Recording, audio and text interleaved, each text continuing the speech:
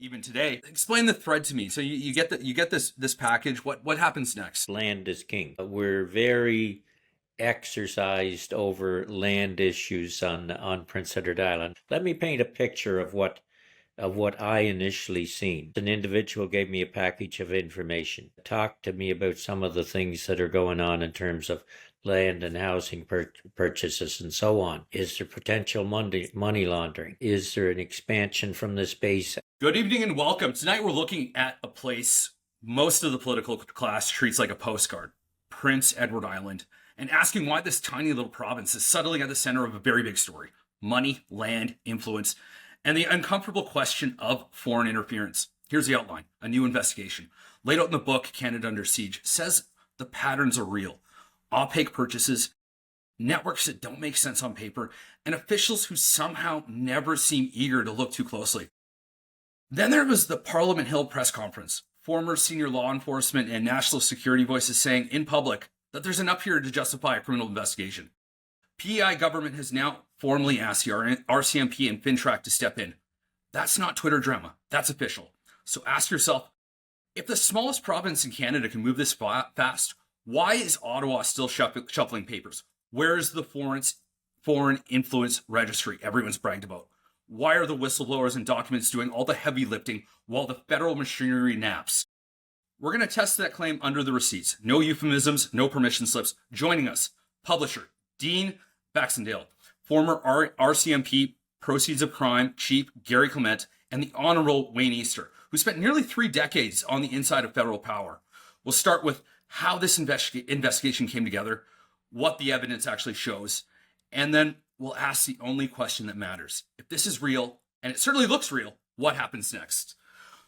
Thank you, gentlemen, for joining us. Garry, William, Wayne, thank you so much. Dean, tell me tell me a little bit about yourselves. How did we all get together, and how did this fall in our laps? Well, you know what? I'm going to let the first two gentlemen introduce themselves quickly, and then I'll go into mine, and then give everyone a little bit of a history and perspective on how we ended up on Prince Edward Island, because that's a fascinating story in of itself. Well, maybe I could start.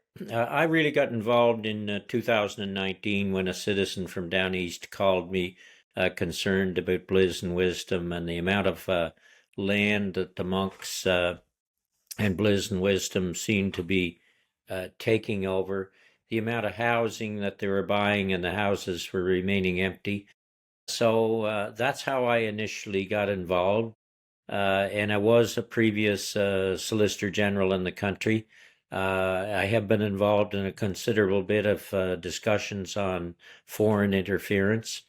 So I did turn over a file to the CSIS in 2019, 2020, and eventually somehow Garry and Dean and I connected, and we started having further discussions. So that's how we got to here. Yes, and from my perspective, I have to, first of all, the Honourable Wayne Easter was my Solicitor General when I started in the Proceeds of Crime program. So we did cross paths. But we didn't know each other intimately or anything like that, but we definitely crossed paths, and he was my Minister of the day.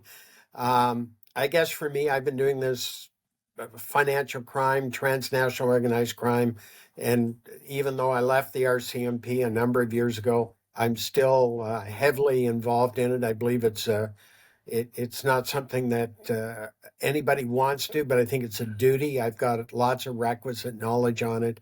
And so how I got involved is I was fortunate. I got to connect with Dean when I wrote my first book. But before that, I knew of his father, because his father put out the Canadian Connection around 1979, 1980. I actually used the Canadian Connection in the court of law to identify some of the organized criminals I had bought off of, because there was some excellent photos that was put in by Dean's father in the book. So I was very familiar with Optimum Publishing. And when I wrote my book, I reached out, and it Undercover in the Shady World of Organized Crime in the RCMP. I reached out to Dean.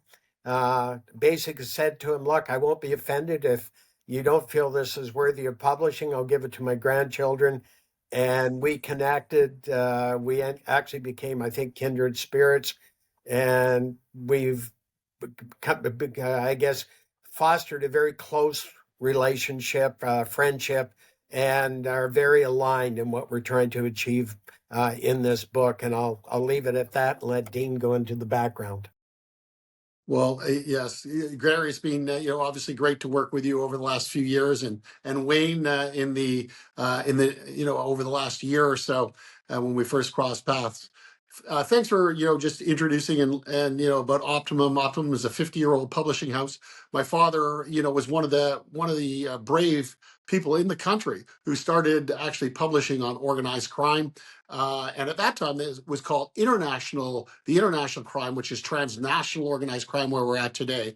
And threats came to that author, and they came to shoot him, just to give him a warning, not to kill him, because they don't. The mob doesn't like to kill people. In actual fact, when I asked my father, what will get you killed, by the mob, he says, Dean, one thing, you when you publish their work, they love reading about themselves. I remember this was the 80s and 90s when a lot of things were newspaper. Love reading about themselves. And they won't kill you for that. I said, well, what will they kill you for? Don't dare spell their name incorrectly. So that speaks to that. So Dan, first of all, thanks for having us here.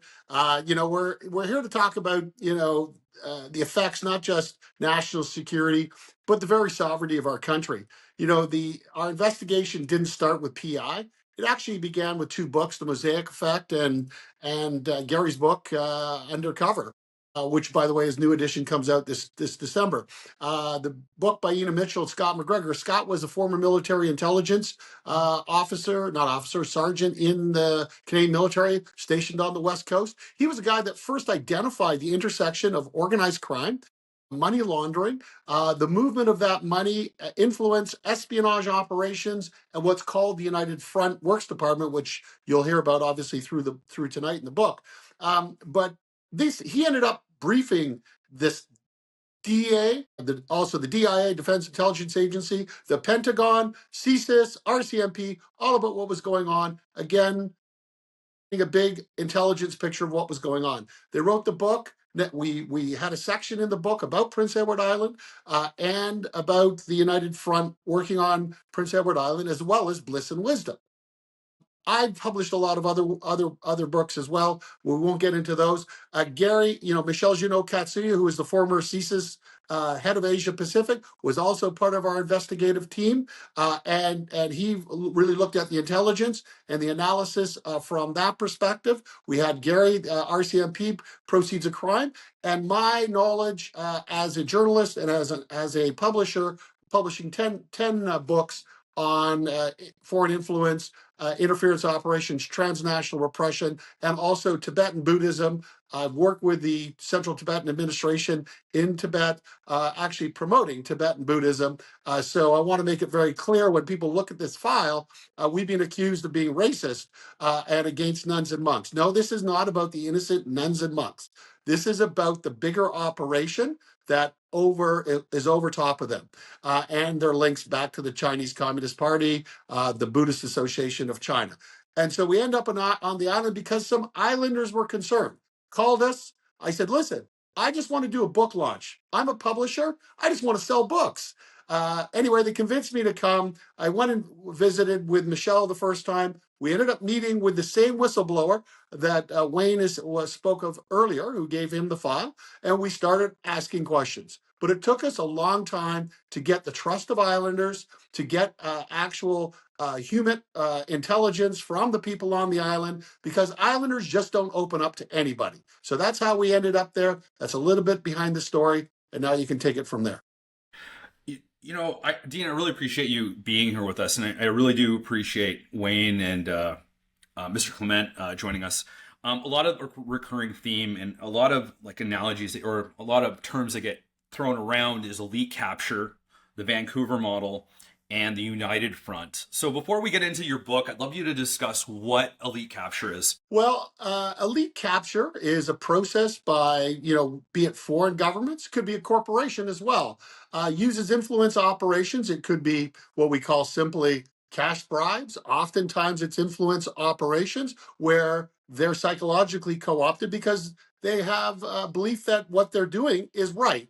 And the Chinese Communist Party has been very good at what we call cognitive warfare operations and influence operations. These influence operations have happened all over the world, and we have documented them from the UK to Australia to Taiwan. And that is influencing political leaders in a particular jurisdiction to do what you would like them to do. It's as simple as that. Some of it could be benign, some of it could be for the benefit of Canada's interest. But ultimately, and behind it, it's for the benefit of, in this case, the Chinese Communist Party, to which we're talking about. But the Russians have been engaged with this, the Iranians, the Indian government. It's all encompassing. That is foreign influence, but often it involves money.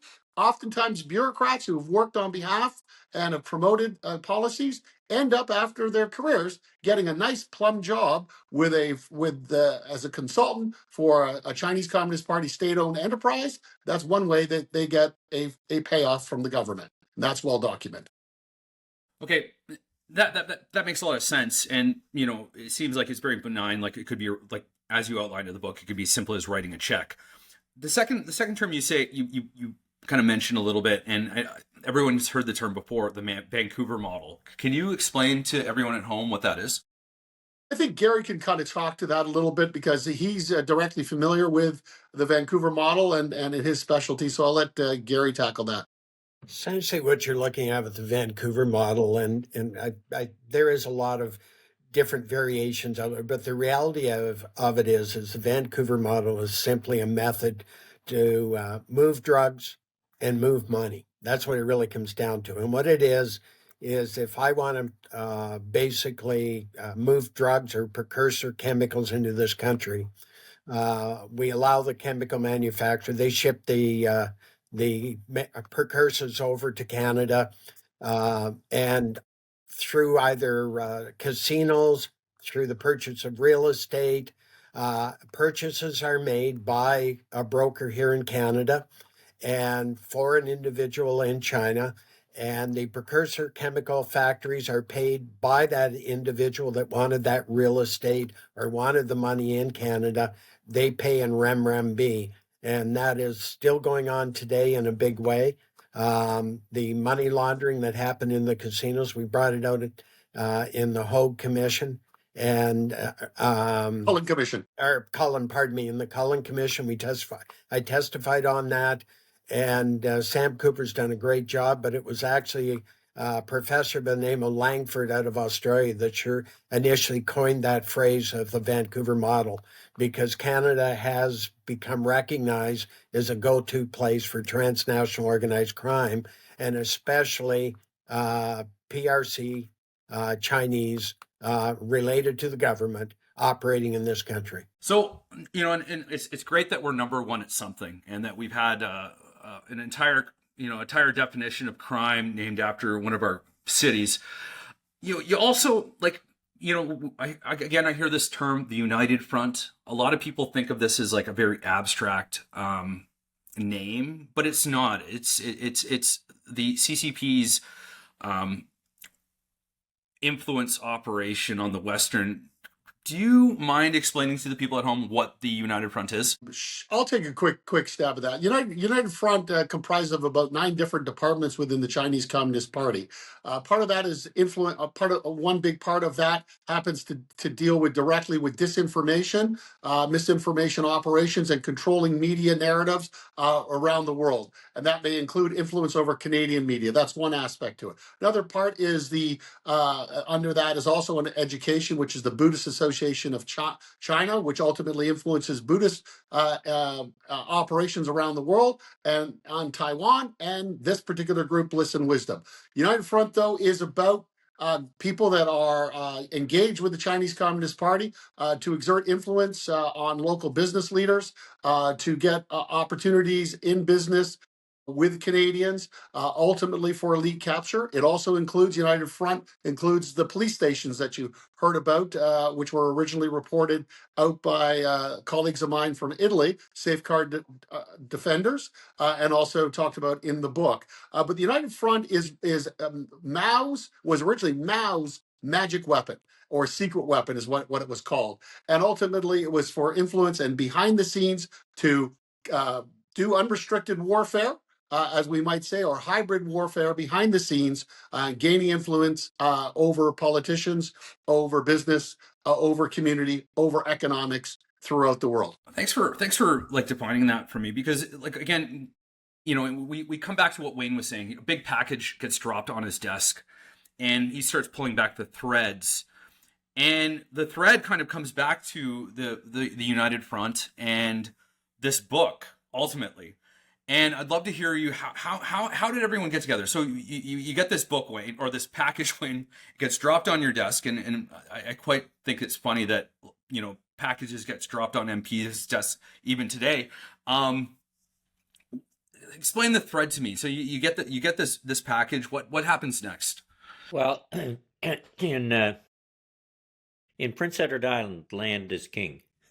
We're very exercised over land issues on Prince Edward Island, and this is how it really started down in the Montague area in terms of my involvement. Let me paint a picture of what I initially seen. Yes, an individual gave me a package of information, talked to me about some of the things that are going on in terms of land and housing purchases and so on.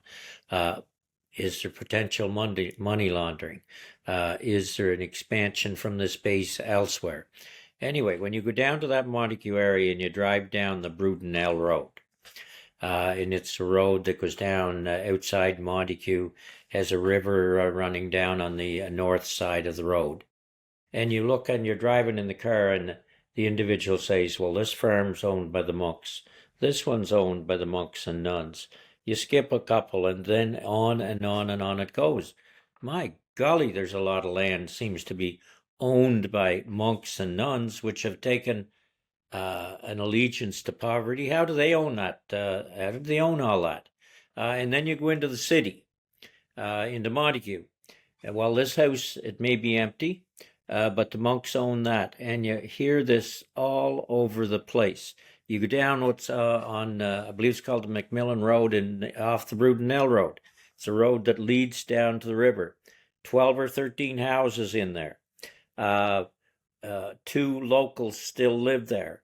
All the rest are owned by the monks, and there's nobody in any of them except one. And you start to question in your own mind, what's going on here? How can they be accumulating all these houses, not living in them, accumulating this land, when we got land laws in Prince Edward Island that restrict you to $1,000 for individuals and 3,000 acres for a corporation? Are these all individual nuns and monks buying it? I really don't think so. And that's where it comes to the threads. Where do all these threads lead in terms of the ownership of property, in terms of the influence they seem to be gaining, and elsewhere on the island as they start to purchase more and more land, more and more houses, and have more influence? So you have the Brudenell area, you have the Uick area, you have the Heatherndale area, you have outside Montague an area that's called Hopetown, where we know for a fact they basically wanted to build a community. I would call it a state within a state. The other point I should make too, when you used to be able to drive in around these buildings, there's an area where there's a residential housing for their people, and a school. And you see this little 9-year-old, I'd say about a 9-year-old, standing outside the school, so-called school for training, in their orange robes, and that's fine. But they're not under our educational system. They're under their educational system. There's an inspection once a year in which a day's notice is given, I'm told, for an inspection of that school. So it seems to me that it's almost a state within a state, and that's a problem for us. So obviously you have all this land being bought up, and obviously you have laws in Prince Edward Islands that are against that. And, you know, once you start pulling back the thread, you're asking the question, who's doing it? And that's where I'm assuming Garry and Dean come in. Yeah, or who should have came in is the Island Regulatory and Appeals Commission. That's who should have come in. That's where the requests were made for an investigation. Now we eventually learn 5 years later that, well, there isn't a report because there was supposedly not a report done. And some say, well, there was a report done, but there's nothing that has become public in terms of their investigation. And so they're obviously not doing their job. But I think in terms of Dean and Garry and Michelle, you know, when this individual said there's something going on here, they become involved, they dig deeper. They've got tremendous in Garry and Michelle in terms of investigations. They understand how to do that. They start to pull at those threads, and Dean is involved as a publisher in the book on the things they're finding out. And so this is, I guess, my point is, what started off for me as a land issue is now much, much bigger than a land issue. It's about foreign influence. It's about land, yes, but foreign influence and much more. Wayne, you brought up a few points, and I suppose because I've been following politics for so long, I'm kind of immune, and I'm not surprised that there's no investigation. But you've been a part of the machine for a little bit, and especially you've been part of the Liberal machine. You would have had, you know, some influence, you would have had some connections onto why this wasn't investigated. What can you say to that? Like, why were people dragging their heels on that? Was it because nobody really wanted to, everyone saw the potential in China and nobody really wanted to rock the boat? Or was it something else? Was it just ineptitude, or was it both? I would think it would be probably both. I do think at the political level, I mean, I've got friends in all the political parties here for that matter, and federally. And there's a desire in terms of our geopolitics to do trade with China and do business with China. So there's that end, and you don't want to upset that apple cart. But I really think in terms of the investigation here, that there's too many, I guess I'd put it this way, why I've called for a federal public inquiry is I believe it's the only type of inquiry that can have the authority to subpoena witnesses, to trace bank accounts, to have the connections internationally that has to be done at that level, to get the proper investigation to find out who's controlling whom and where all these threads have went to. Within the PEI sphere, there is just too many interconnections between lawyers and accountants and now people who are judges who've done business with this group, who've made money off this group, that I don't think you could find the personnel to do the kind of independent and solid investigation and inquiry that needs to be done at this level.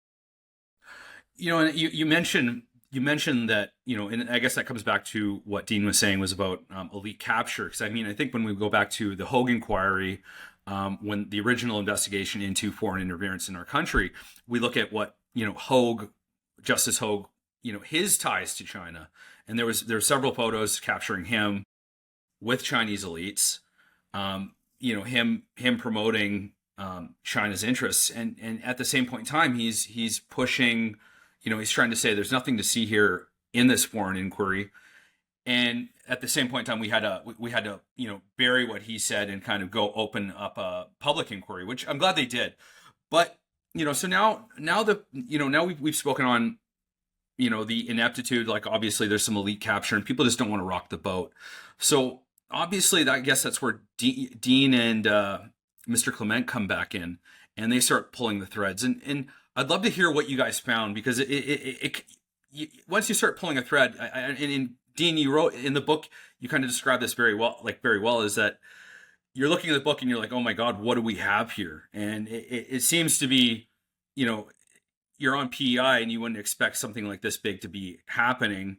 Can you explain to me in your words, like what you found? Yeah, let me talk to the bigger international picture, because at the end of the day, with a story like this, and just looking at PEI, and you look at the microcosm of what PEI is. When I was attracted, when I came to the island, I had spent some time with Daniel Swadani, who was the premier of Malaya province in the Solomon Islands. The Solomon Islands, this small idyllic place in the South Pacific, about 1 million people in population, very very poor though. The Chinese Communist Party had come in and ostensibly bought the government, bought the prime minister. Daniel was one of the guys that said, "Hey, wait a second, we're not going to let the Chinese Communist Party into Malaya province." They then went in an active campaign with a malicious smear campaign in the media against him. Basically, in the end, removed him from office through took them 3 votes to finally get him out of the office. He came to the United States to let the Americans know about the problem. I met him in Washington. He came along with his good friend Celsius Tialafu, came to my house in Toronto, and they lived with me for a couple of months. So I got to know and find out firsthand what was happening in that scenario. I overlaid that on top of Prince Edward Island and said, oh my God, this is exactly the same pattern. This is it. Oh, but guess what? This happened in Vanuatu. This has happened in Antigua, as Garry can talk to you about, and also in Barbados in terms of buying out the governments by the Chinese Communist Party throughout Africa. So this is not new. I then went to Washington, talked to the Central Tibetan Administration. I said, hey, listen, this group claimed to be Tibetan Buddhists. What do you really know? They're making all these claims, and they're saying, well, we really don't have anything to do with them. And we're not counseling them. We don't have any administrative links to them. They can claim whatever they want.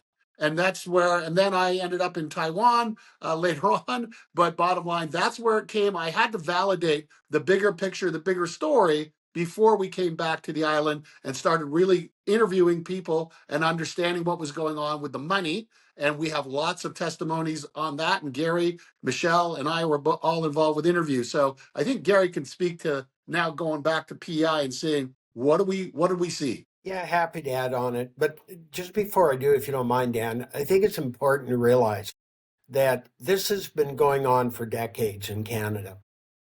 And I go back at a time when I was stationed in Hong Kong from 91 to 94.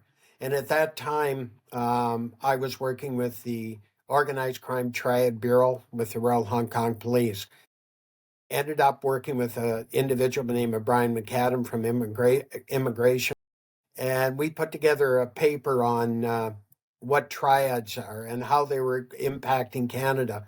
In fact, I wrote a paper, and I don't know whether Wayne ever saw it, but I wrote a paper in about 93 indicating that Vancouver would displace Hong Kong as a transshipment point for narcotics. Because what we were seeing is corruption in the embassy. We were seeing immigration officers allowing people that should never have been allowed to enter our country.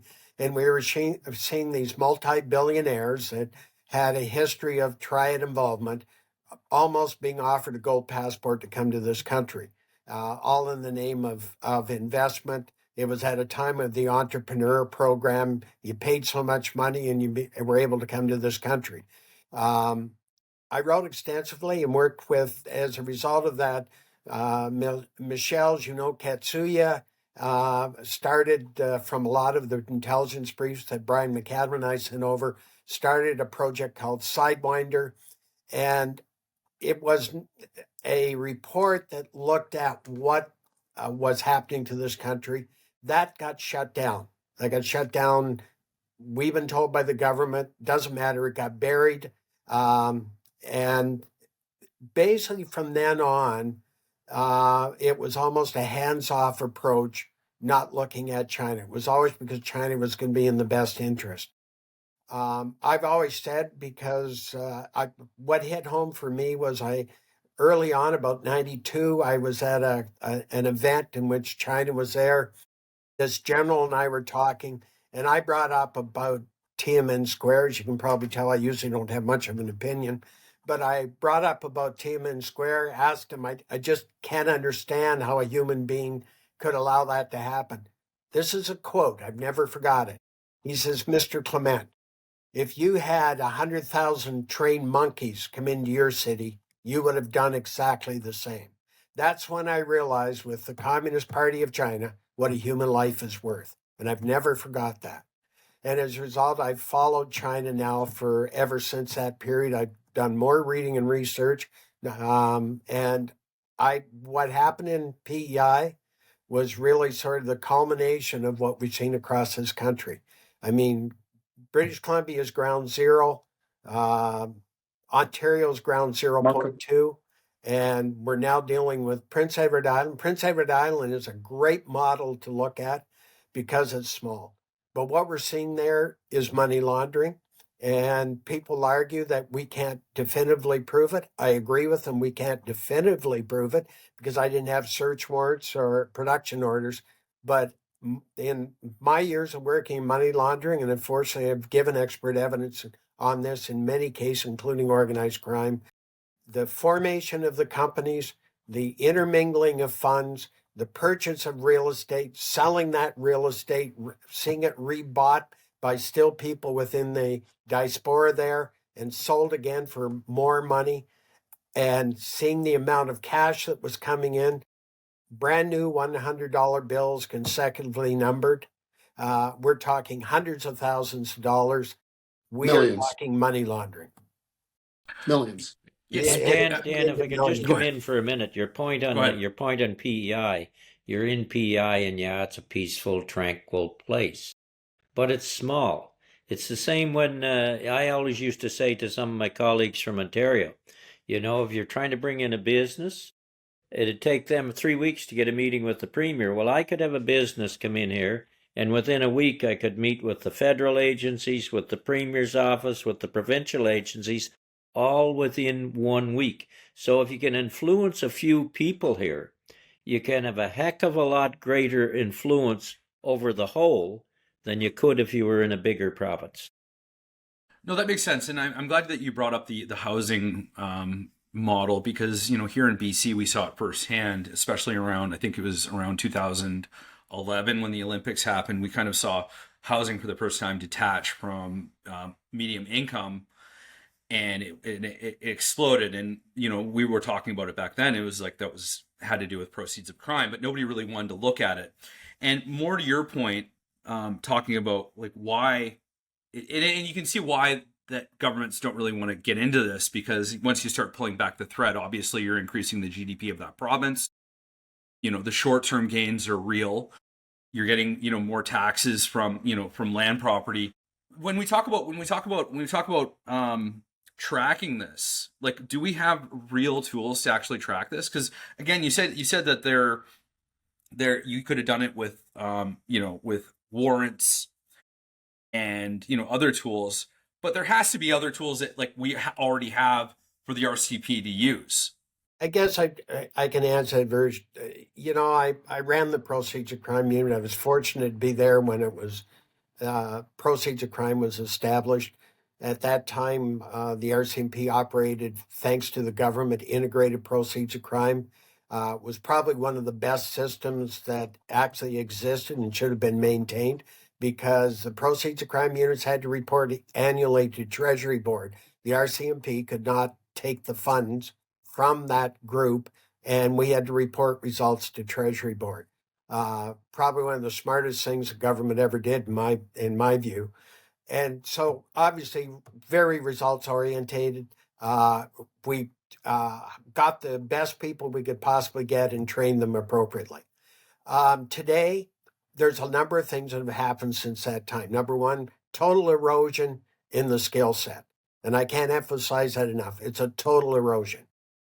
We've also got two decisions by the Supreme Court that have basically hampered the ability to do transnational organized crime. And that happens to be the Jordan decision, where everything's got to be ready to be in trial in 18 months after you've laid charges.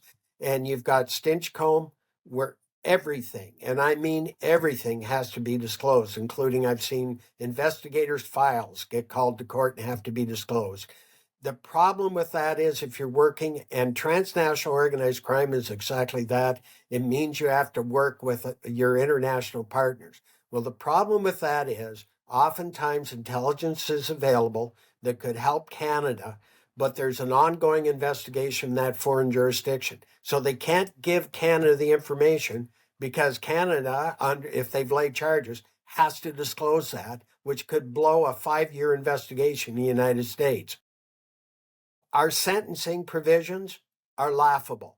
I've talked to organized crime figures. They're operating here in Canada because they said, what's the worst that's going to happen? I get 5 years in Club Fed at most, and I'll probably be out in 2, and I get to wear a bracelet in my house and continue my criminal operations. We've got to realize that we're dealing in a different environment than we were a number of years ago. We need things like a RICO statute. We need a wire fraud statute, which makes things easier. Because if we don't, we will continue to be the go-to for transnational organized crime. And what we're seeing today is only going to get worse. And we need a foreign registry. It's been all written up. It just needs a stamp in government. Why that has taken 18 months since it was finally passed, I'll never understand it. And the only thing I can think of, there's a few politicians worried that their names will come out if we ever have that foreign registry. Yeah, I mean, I think just quickly, we brought that up obviously at our press conference. Kevin Vuong, former MP, who is part of our press conference. Wayne is very familiar with also with the foreign interference. He chaired the finance committee, looked at the NISCOP reports on all of this. And this is nothing new. And Wayne, I'm sure, can speak to this, but we're 490 days out since that legislation was passed. I was behind the group working with the Chinese diaspora community, by the way, who wanted the law implemented to protect them. We're not protecting, diaspora community members that have come to our country with the vision and the hope that they could come to a free country, that they would not be oppressed by nations like the Chinese Communist Party. And we're letting them down. Sorry. And Wayne? I think as well, on Garry's point and Dean's, is it's not just at the political level. It's within the EX level of the bureaucracy. That, what departments love to do, they like to keep their minister on the road and out of the office where they can't concentrate on things that are happening right in front of them. And that's part of the problem. I've always maintained, even when I was in government, that look, Canada has to stop being the Boy Scouts of the world. We have to toughen our backbone, and we have to get more restrictive, and we have to look after our own people. Stop being the Boy Scouts of the world and just get some things done. And I'll use a great example of exactly what you just said. I did the first expert case on an Asian person trying to get in the country connected to triads. And I gave expert evidence before Justice Bud Cullen, who I'm sure you know. And anyways, I gave about a 4-hour training session lecture in camera. And when I finished, quote unquote, His Honor said, why, when I was Minister of Immigration, wasn't I told about this? Because I knew nothing about it until today. And I agree with you. I think that's part of the problem. We got too many EXs playing Boy Scouts, including commissioners playing politics, rather than being a police officer and telling Parliament, explaining to Parliament what the real issues are, and not being afraid of that they might get replaced for telling the truth. Just let me come in on that point, Dan, because now this doesn't relate to Bliss and Wisdom, but it relates to today. I know policy people in the government that when they write their policy paper, the minister is asking for a briefing. They write their briefing paper, and higher up the chain, somewhere between that individual and the deputy minister, they're told, you can't tell the minister that. That's bad news. We can't tell him that. Right. We have to massage that to make it look better. So the bureaucracy itself is restricting the information from getting to the minister that the minister should know. What I've always said to my staff is, look, don't tell me, I don't need to know about the good news.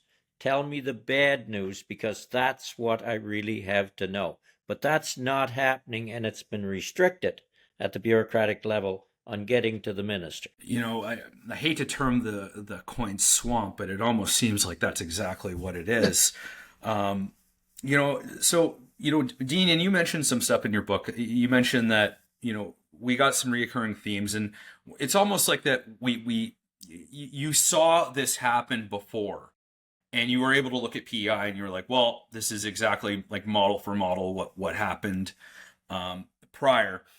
And why are we not learning from anything, like from your perspective? Like, why is the RCMP not taking lessons learned from, like, let's say Vancouver and applying it in Ottawa? Why can't they take lessons learned from Vancouver and apply it in PEI? And I got a couple follow-ups on that, but I'd love to hear your take on that. So very quickly, so when Michelle and I got to the island for the first round, and Garry then came later, and I think I think I've been to the island 8 times, and Gary's been 4 or 5, and Michelle about that a little bit more than that. But ultimately, all I'm going to say is this: when we look at Sidewinder gets basically buried because it's inconvenient truth. We also look at Operation Dragonlord, which was the U.S. extension of Sidewinder, because ultimately Dragonlord, which is talked about in the Mosaic Effect, was a U.S. look at the same thing, and that was the linkages between organized crime, the United Front, and our business and political leaders. Because unfortunately, guess who the Chinese Communist Party had as their front people? What was the organized crime people that ultimately were the business leaders that came out of Hong Kong and China? So we looked at that. They're getting engaged, but it's benign. Everything's going to be good because we're going to democratize China. They're going to come to our way of thinking. They're going to, be much better on their human rights. That was the panacea to which we all believed would happen. And at the same time, we would offshore our manufacturing. We would allow that to get done cheaply in China. China would lift up their people out of poverty. There was wealth here created for many in our country, but also left a group behind. And so therefore, their simple answer is this: it's been inconvenient for our politicians and our business leaders to face the truth about doing business with what the PRC is, which is a totalitarian, the largest criminal enterprise in the world, writ large. It's, and let's be clear, like the CCP, they have teeth. We saw what happened in Australia when they stopped all coal shipments to China. We had ships Australian ships off the coast of China with full of product, and they wouldn't take them. So let's be clear, like CCP does have teeth, and I imagine that you're playing a tightrope. But at the same point in time, we also are we gonna give up our sovereignty for this country because we want to play nice with China? And I mean, think about it. You brought it up before. Was the foreign police stations? What does that actually mean? It's not a consulate. It's not a community outreach center. It's extraterrestrial intimidation. And here in Canada, we kind of just we were. It was brought up in committee. It was brought up in during the foreign inquiry, and it was like everyone was blinking here about it. And how does this happen? Like, how do we allow that to happen? How do we have a state have police stations intimidating the diaspora community here in Canada? It just boggles my mind that we allow that to happen. And I'd love to hear your guys' thoughts on this. I'll start with just simply, all you have to do is we've got 2 very well identified senators that align themselves with the PRC government. They've come out and said they're strongly supporting the PRC government, and we still allow this to happen. This is the type of thing where we've really got to start taking control. If you look in British Columbia at some of the ports, we dropped port pleas years ago. Well, some of those ports are controlled by the PRC government.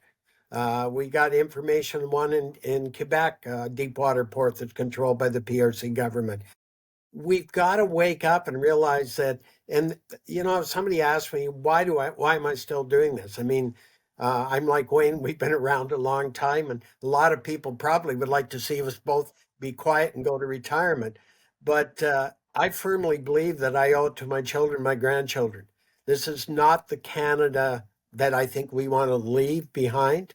And, as Robert Kennedy said, we will be one day looked at by our great grandchildren as to what mess we left for them. And right now, let's be honest, if we were to look at where the PRC government is basically involved in our economy in many, many ways, we have a lot to atone for. And I don't see this as an economic benefit. I see it as an economic disaster long term.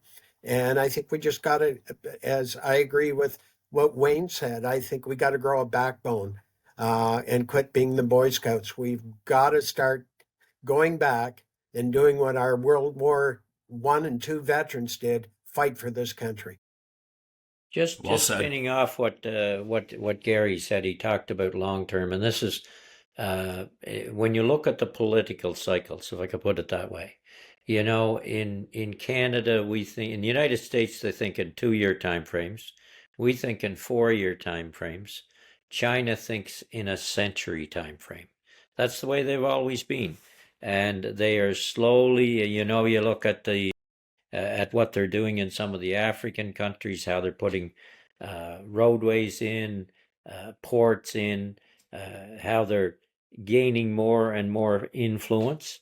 So they've got a long-term plan, and we're just looking at the very short term. That's number one, a problem. But to come back to the point I made earlier, if you have a place like Hopetown outside of Montague, that's a gated community, but it's not like a gated community in Los Angeles where they have a gated community for security reasons. This would almost be a state within a state where they run their own school, where they speak their own language, where they have their own regulations, and where they can from there influence others of the diaspora across the country. So that's a state within a state. That's not what we want for our grandkids. We want a country that's democratic and free. Let me ask you a question, because it's one thing for the feds to be captured by the have elite capture and have their ties to the CCP. But what about the RCMP? When we look at the RCMP and commissioner, he sits very close to Ottawa, and the perception is he's too tied to the feds. You ask who hires him. Well, it's the Government Council and reports to the Minister of Public Safety. It's literally the chain of command on paper. So my question to you is that the problem? Why, you have the problem with the political class, and that's fine. But what about the RCMP? Is it the fact that, does it go back to what Mr. Clement was saying, that we don't have the skill sets to actually follow this? Is that the problem? Or is it the problem much higher than that? Because I'd love to hear why the RCMP are not able to look at this, because it doesn't seem like they were able to do anything until you had a press conference and said, hey, we got a problem, and you have like a book, you're waving at them saying like, you need to investigate this. And why are we not seeing the RCMP actually do their job? I'd love to hear about what your thoughts on that is. Well, just on the political side, I know when I was Solicitor General, there certainly is a firewall between the political side and the Commissioner, the RCMP. The political side would develop the policy. The RCMP was expected to implement the policy, implement the laws, do their job as a law enforcement federal agency. So that's the way, and I think that is the way it still is. I don't think there's a great lot of political influence on the RCMP, or there shouldn't be. If there is, then that's wrong. The RCMP is supposed to do their job as spelled out in the various legislative criteria, etc. But I do think there is a problem that the RCMP has themselves, which is not necessarily their own doing. I mean, they don't have as Garry said earlier, do they have the skill set today? Do they have enough personnel? They're way, way, way short of personnel today. And so they got too many people doing too many things without perhaps the proper skill set to do that particular job in terms of investigations. The cancelling of some agencies over time, and Garry mentioned one earlier, that was a political mistake in my mind that may have been recommended by the RCMP. I don't know. I wasn't minister then, but that was an agency that was really on the ground doing its job, and that takes years to do. You don't click your fingers and do that kind of an investigation overnight. You got to look at the long term in order to do it. So they're short of people, they're short of personnel, and I don't think they have the proper skill sets to do many of the things they ought to be doing. They become, in my province, basically traffic officers instead of investigators. That's not what we want to see them doing. Yeah. So is that like a lack? So go ahead. I'll add, Dan, the RCMP, and I've been saying this now for a better part of 15 years. I want everybody to understand I'm a proud ex-member of the RCMP. However, I also believe that we are dealing in a complex world with complex organized crime, cybercrime. The RCMP is no longer fit for service. They're still trying to be all things to all people. It's an impossibility. RCMP needs to get out of contract policing. We need a designated federal force, very much like an FBI/DEA, that can take on these big cases. And they're trained, they're not moved today. You know, it's like taking a brain surgeon and moving him tomorrow to be a dentist. Well, that's what the RCMP does because of their promotion system. And you can't run an organization like that. Also, leadership. Most of the leadership ends up coming from contract policing because it happens to be the biggest area of policing that the force does. A lot of the leaders do not understand federal policing requirements. And as a result, there's very poor decisions made. That's what it comes down to. And instead of being bleary-eyed and wrapped up in the red surge and how wonderful it looks, we need to start saying what's best for this country. I would add a little bit, to this, and Garry, outlines this in his book Undercover, and with new recommendations coming forward on where we need to go. I think the reality is, in terms of federal policing, and the understanding of the investments that needed to be made, there's a belief in Canada that we've all been safe. And again, if we don't keep highlighting foreign interference, transnational organized crime, the illicit trade that's taking place, and over $100 billion being laundered in Canada, allowing criminals to run around with impunity, I guess there's nothing really going on in our country. But if we really look at it seriously, we've got a serious problem. Now, I met the Minister of Finance at an event, and he came out of his way to come over and shake my hand and say, "Hey, Dean, we're making some changes." Then they announced, a week later, they announced, that they're going to be putting money into money laundering, a task force, 150 more people. Now, it sounds like the same promise they made under Trudeau about a year ago, or less than a year ago. So the question is, making an announcement is one thing. Actually following through, putting the resources behind it, putting in strategic people to get the job done, who know what they're doing, as Garry mentioned, who understand federal policing, understand transnational organized crime, understand financial crime. That's the way we're going to get to the bottom of the issues and actually make criminals fearful of being in our country. Right now, we're not doing that. Well, I think you nailed the nail on the head there, Dean. This is a government of announcements. How many times have they announced, the 1,000 border guards on the CSIS? It was announced pre-election, then right after the election. Now we're hearing about it again just last week. This government loves to announce, and unfortunately, I suppose we just need more competent government, is, in my opinion. Wayne, I'd love to hear what your thoughts on that too are, because you come from a different time when people actually did things when they were in government. Well, I chaired finance the last from 2015 on, and I had many fights with the centre. I can tell you that. But no, the government over the last 10 years or 8 years was not results orientated. I can't disagree with you on the announcements. Announcements were made, and then when you would look at the criteria, was this done?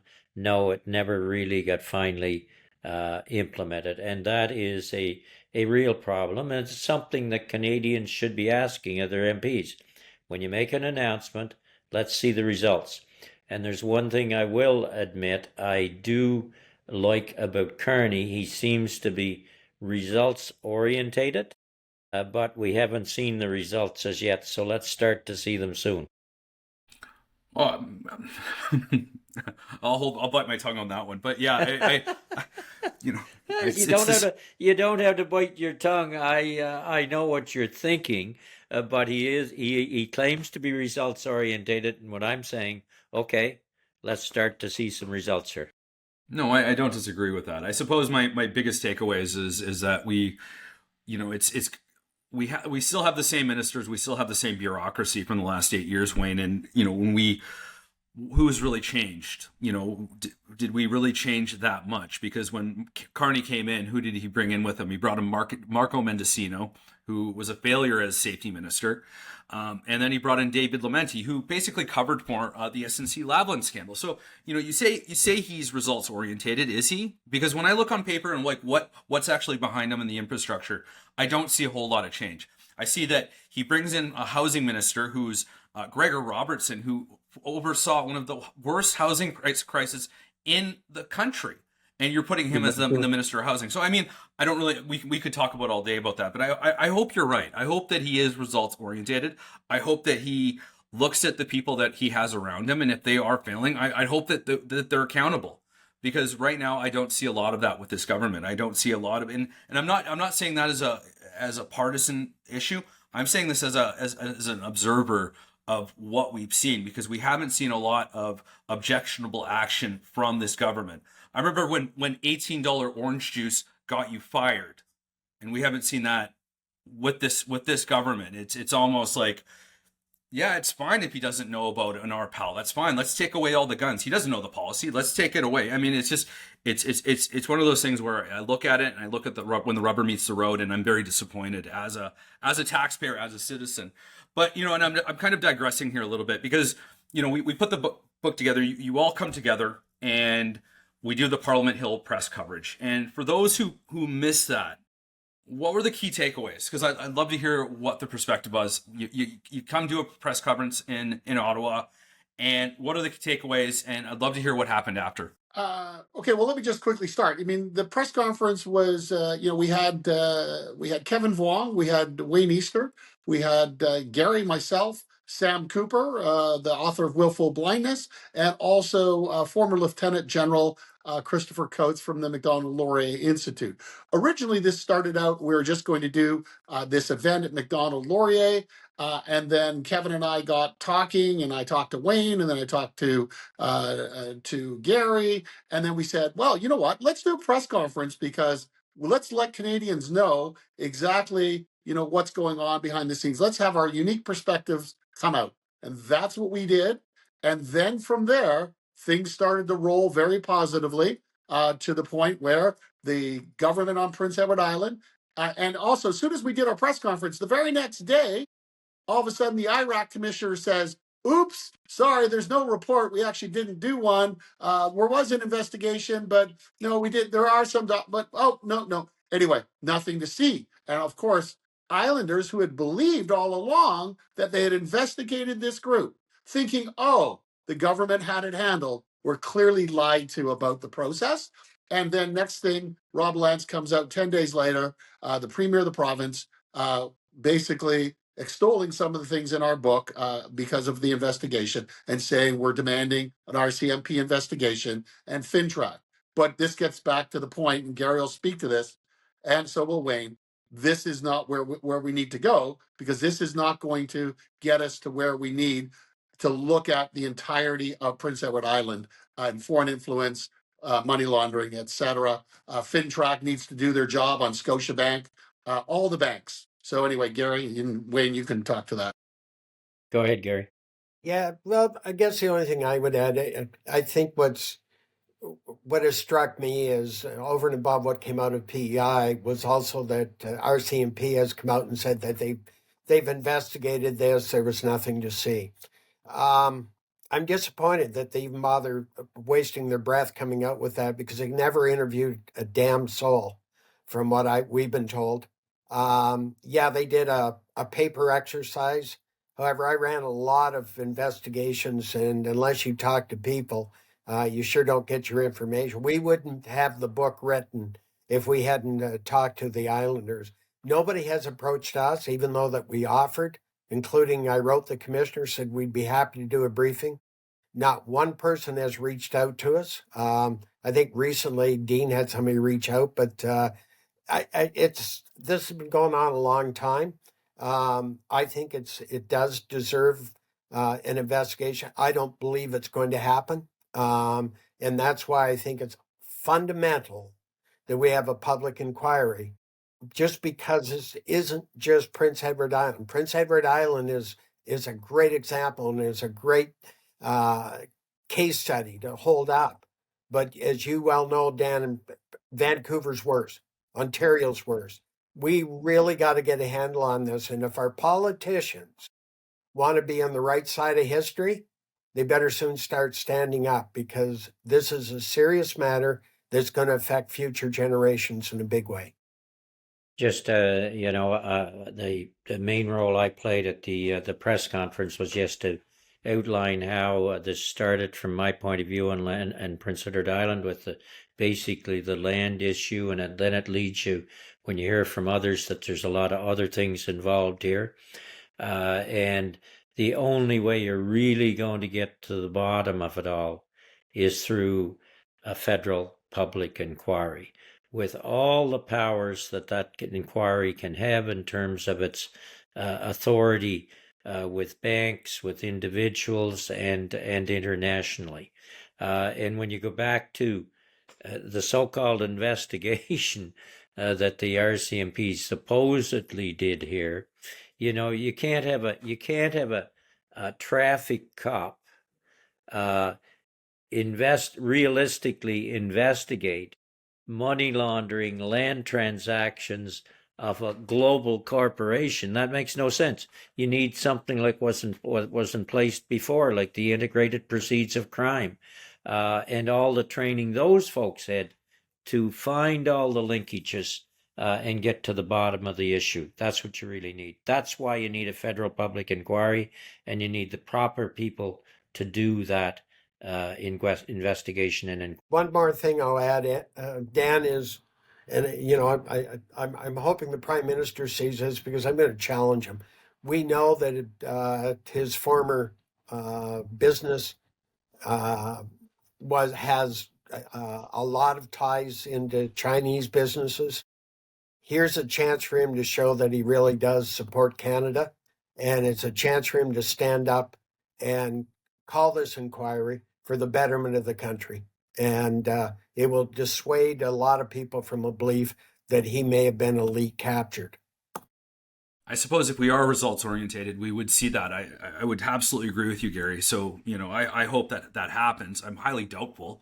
And I think we've seen that this government, especially when the foreign influence was taking press, and we had MPs being threatened, and especially when we looked at just recently during one of his MPs during the election was basically saying that we should call, if you want to make some money, you call my opponent in, and I kind of forget the name as of right now, but Joe Tay. I was with Joe, by the way, in Ottawa with a presentation by Hong Kong Watch to various to the Conservative Party, actually, but they invited everybody, actually. But yes, Joe Tay, a target of the Chinese Communist Party's transnational repression operations. He was put a bounty on his head, $100,000 bounty on his head. Optimum Publishing, by the way, of the original 8 from Hong Kong, 4 of those people directly collaborated with Optimum Publishing, including 2 authors who have bounties on their head. So I'm very familiar with how the CCP operates. I am a recipient of of lawfare by the Chinese Communist Party. And it's why we need to do a federal public inquiry so that journalists, diaspora community members, and people in the community who want to speak out can speak out freely, bring their testimony forward, and actually we can get to the bottom of the truth. Dean, you're actually more like, it's not just lawfare that you've been attacked with. I went, it's funny because when I was doing my research, I was looking at your book online on Amazon, and I noticed that it was split. It was actually more, when you look at the reviews, you looked at it was 40%, 46%, 5 stars, and the other 52% was 1 star. And then you go through the reviews, and it was basically no research done. Author takes conclusions and walks with them, and they're very, very vague explanations. And to me, when I look at that, it screams that almost you were review bombed when you wrote your book Canada Under Siege. And because when you look at reviews, usually it'll go 5 stars, large portion, and then you'll have 3, 2, and 1. But noticeably absent from your reviews is the 3 2s and 1s. I'd love you to kind of maybe make a point on that. I'd love to hear what your thoughts are on that. Yeah. So very quickly, again, thank you for bringing that up. So within 24 hours, all of the 1-star reviews showed up. It is a tactic of the Chinese Communist Party, just so you know, to do this against publishers. Sam Cooper and I experienced this. They took us offline from a podcast that he had done. My author, Rushana Bass, who's head of the Campaign for Uyghurs in America, who they actually published on Amazon 2 books using our actual cover, which are just actually nothing. It's to take away from the story. This is a targeted operation, yes, and they want to silence our voices. And by the way, as soon as you have the 1 star, the algorithm dies for the book. So, of course, then over time, people who actually got the book and read it, I kind of laugh because those reviews went up within an hour of the book being available. So I guess they're really fast readers. And then all of a sudden, more of the real reviews started to come out, the 5 stars, and now we're up to 3.2. But if you can help me by buying a book, Canada Under Siege, or going to see our documentary, Game of Shadows, where we've chronicled all this, gone to Taiwan, spoken with whistleblowers, etc. But yes, this oppression operation takes place consistently around the world. We'll put those links in the description. Dean, I'd love to hear what your takeaway from that book was. Like, what do you think you got any answers for? And more importantly, what do you think is unanswered right now? I think what we got answers for islanders. Really, one of the most compelling things, Garry, I and Michelle, we went there.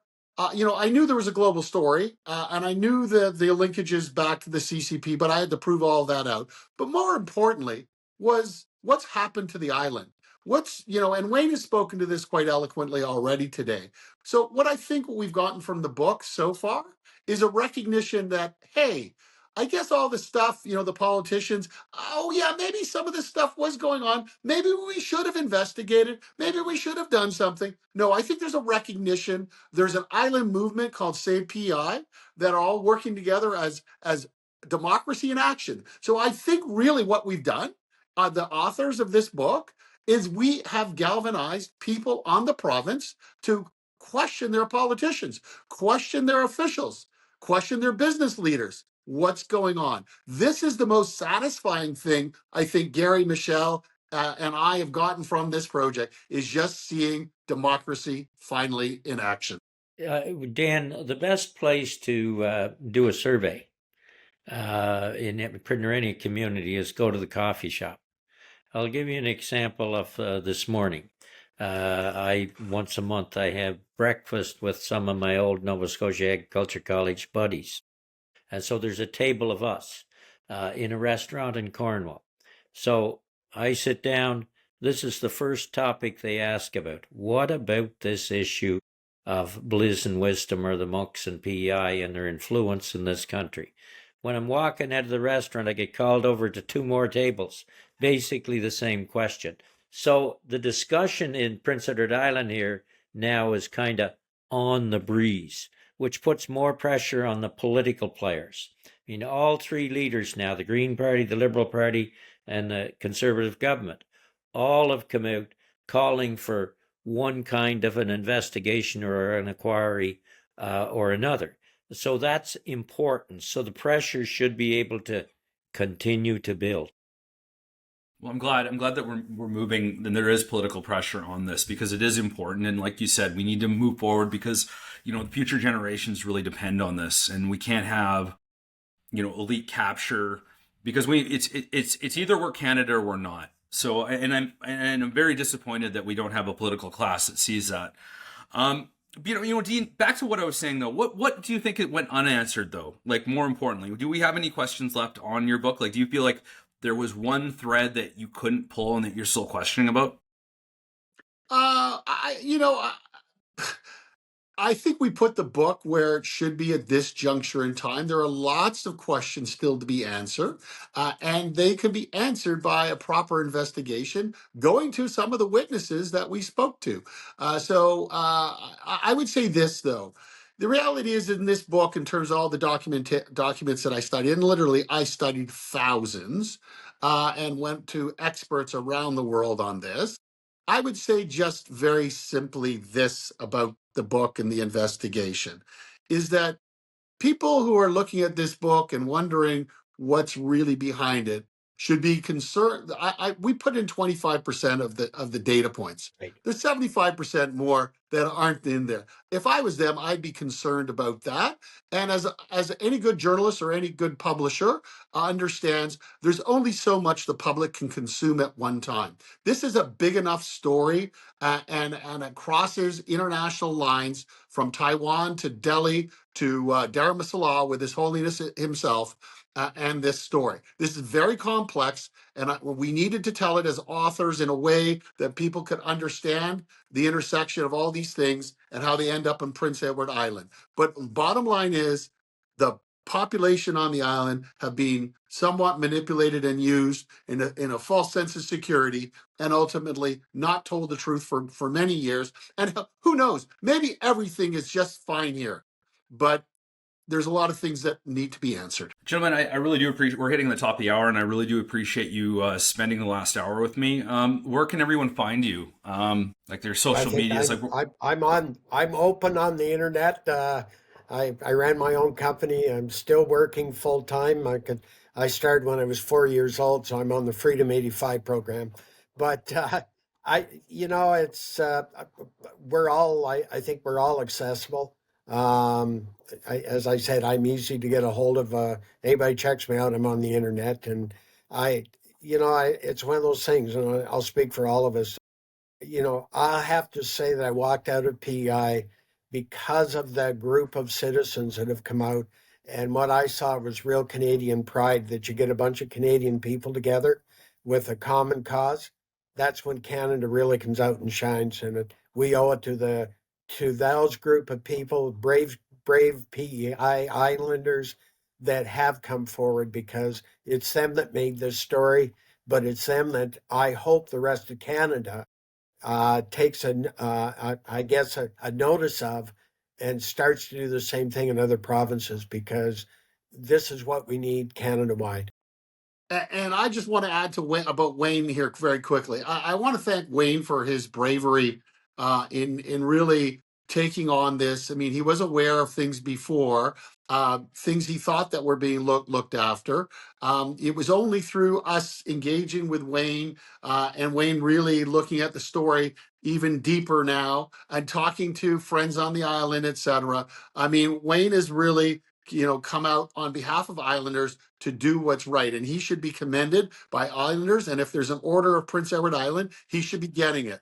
And an order of Canada for that matter. But you can find me at Optimum Publishing International. I'm on Twitter. I'm open. I'm a truth seeker at the end of the day. And we have a lot of books, a 50-year history of changing politics in this country and changing politics globally.